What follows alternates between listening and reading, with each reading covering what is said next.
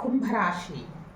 ಕುಂಭರಾಶಿಯವರಿಗೆ ಹಿಂದಿನ ವರ್ಷ ಎಲ್ಲ ತುಂಬ ಕಹಿ ನೆನಪುಗಳು ನಿಮ್ಮನ್ನು ಕಾಡಿಬಿಟ್ವು. ಎಷ್ಟೋ ಇದರಿಂದ ಮಾನಸಿಕವಾಗಿ ವ್ಯಥೆಯನ್ನು ಪಟ್ಟಿದ್ದೀರಾ.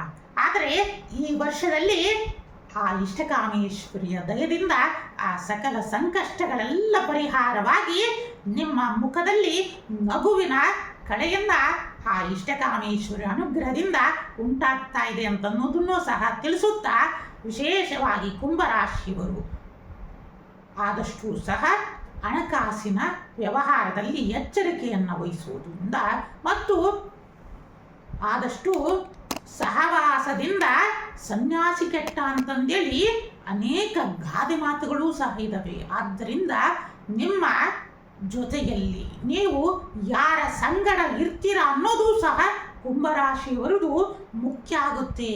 ಆದಷ್ಟು ಸಹ ಗುರುವಾಕ್ಯದಂತೆ ನಡೆದು ವಿಶೇಷವಾಗಿ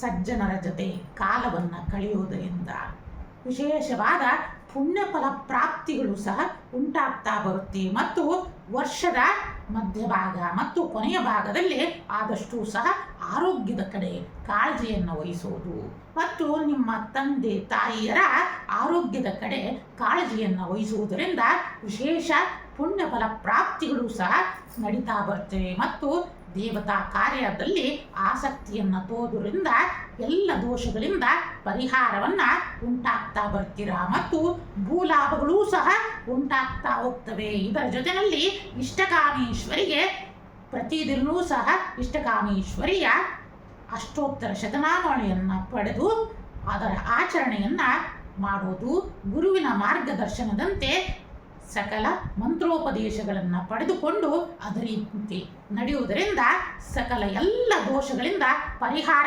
ಉಂಟಾಗ್ತಾ ಬರುತ್ತೆ ಅನ್ನೋದನ್ನು ಸಹ ತಿಳಿಸ್ತಾ ಇದ್ದೀವಿ.